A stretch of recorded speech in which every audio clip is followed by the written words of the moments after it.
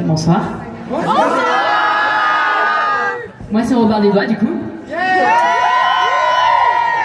Et du coup comme je viens de Montpellier, c'est un petit peu loin, c'est dans le sud, je me suis dit que j'allais commencer tout simplement par me présenter. Oui.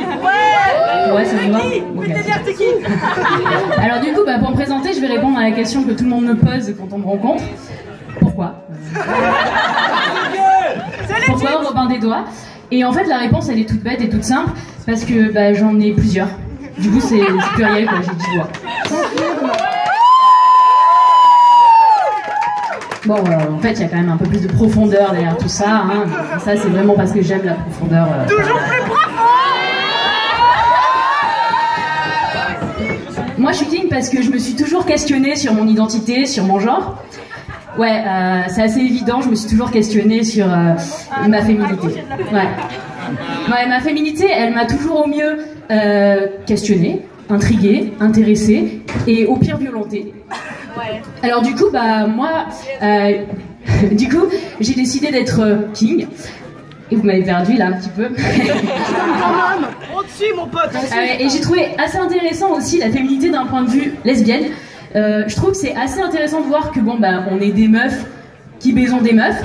Donc si tu te réfères au code de référence de la féminité, t'es juste pas une meuf en fait, hein, clairement pas. Ouais. Voilà, alors va comprendre toutes les nuances de féminité qui t'habitent quand t'es queen après avec tout ça. Hein.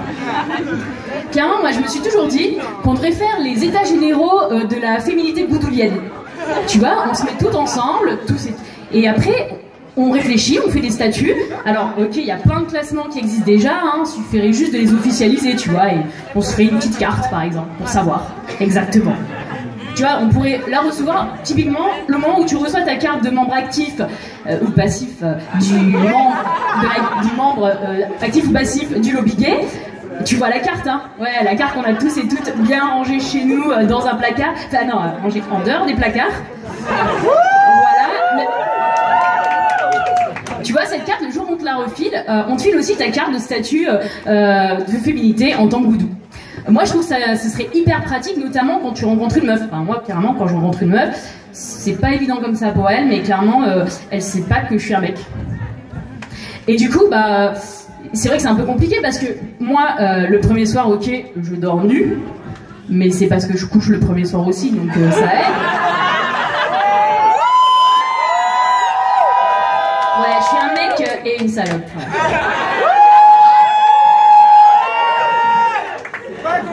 Mais c'est vrai que clairement, je passe quand même très rapidement au vieux pyjama dégueulasse après quelques dates, quoi, tu vois. Tu vois le vieux pyjama, le truc avec le t-shirt que t'as acheté quand t'étais un bébé dyke, bébé goudou, et que tu découvrais plein de films lesbiennes que t'avais envie de revendiquer à chaque fois. T'avais pas une thune, t'as acheté ça sur Amazon à 2,50 €, moins cher que les frais de port. Et déjà, 3 mois après, toute la communauté avait oublié ce film, et ton t-shirt, il n'avait déjà plus, quoi.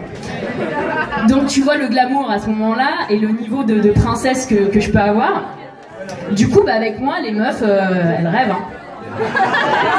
Il leur reste plus que ça, les rêves, hein, clairement. Ouais, non, pour reprendre la petite formule très gaie de Jean-Louis Aubert, la princesse, en fait, au bout d'un moment, elle part, quoi.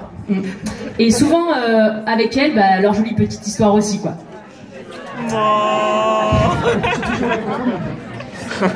C'est assez rigolo parce que, par contre, les princes, les mecs cisgenres hétéros, ils en ont monté des tours, hein, pour me monter, clairement. Et bon, ok, je suis pas une princesse, c'est assez évident, hein. Mais tout le monde sait que, franchement, quitte à vouloir pécho des têtes couronnées de qualité, autant directement miser sur des queens, quoi, je veux dire...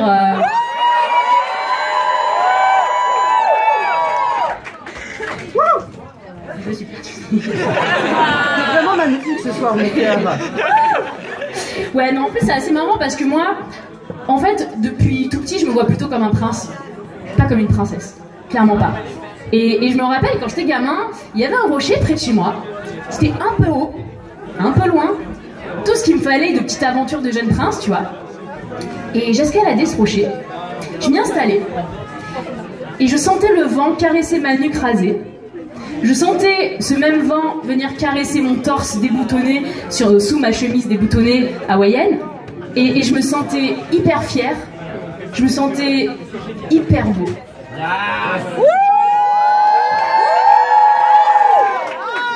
Non, Marita, non, mais c'est chelou quand même. Non, c'est chelou. C'est chelou de se sentir beau en chemise hawaïenne, clairement. Non, mais sérieux. Après ça j'avoue, c'est ma mère. C'est ma mère. C'est pas que moi, c'est ma mère. C'est la faute de ma mère. Ma mère, si tu veux, en fait, elle avait un énorme crush sur Tom Selleck, Magnum. C'était un peu son modèle de masculinité, tu vois. Elle avait un énorme crush. Et je sais pas si tout le monde connaît Tom Selleck, mais c'est un peu un détective qui a une énorme moustache noire, qui a une chemise hawaïenne un peu crado, un short vraiment pourri et qui boit des bières tout le long de l'épisode devant du baseball. Et maintenant que je dis ça, je réalise que c'est aussi ce que pourraient dire mes ex de moi après les crêpes première date. Mais au final, ma mère, elle s'est pas arrêtée là en termes de transmission de goût douteux en plus. Hein. Ouais, non. Déjà, bah, il y a eu mon père. Lui, en termes de goût douteux, il se pose là, le gars. Mais en plus, elle avait vraiment un petit trio de masculinité qui sont un peu mes codes de référence, tu vois. Il y avait Albator, Nicky Larson et Magnum. Alors, déjà, on va passer sur le fait qu'elle crush sur des dessins animés. Ça, c'est quand même assez chelou. Mais bon, c'est qu'un détail comme tu dis.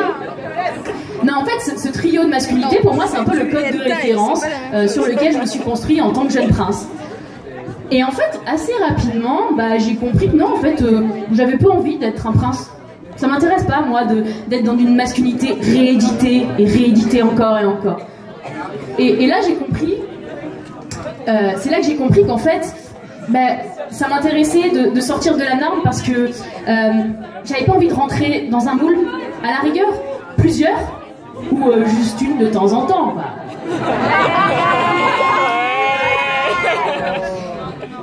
Et c'est pourquoi maintenant, j'essaie vraiment de sortir de cette norme et de jouer avec toutes les normes qui m'entourent.